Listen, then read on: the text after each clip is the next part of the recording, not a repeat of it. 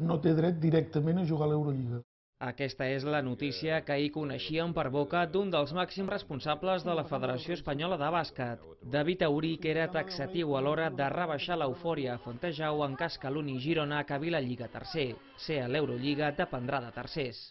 La reglamentació de l'Eurolliga et posa que com a màxim cada federació, és a dir, en aquest cas l'espanyola, pot tenir un màxim de 3 representants, però no tenen per què ser els 3 primers, sinó que els 2 primers poden anar-hi directament i el tercer, que és el que s'ha estat fent fins ara, és per invitació. I aquests últims anys la tercera plaça l'havia ocupat el Rivas Ecopolis de Madrid per gentilesa de la FIBA, una entitat que a l'hora d'organitzar l'Eurolliga especifica qui juga i qui no. El primer que té dret a jugar a competició europea és el campió de Lliga. Segon, el campió de la Lliga regular, és a dir, abans de play-off. El tercer, el campió de la Copa de la Reina. El quart, el segon classificat. Després, el tercer classificat. És a dir, tot això està normativitzat i és públic.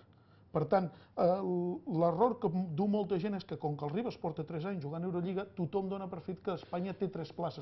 I Espanya en té 2 més una invitació quan li donen. Ara molts han començat a fer travesses. L'Uni reuneix els requisits per a aquesta invitació? Esportivament parlant, tot apunta que sí, però segons com es miri hi pot haver un dubte important. L'Uni Girona s'havia classificat en les anteriors 2 temporades per jugar a la segona competició europea i hi va renunciar per falta de diners.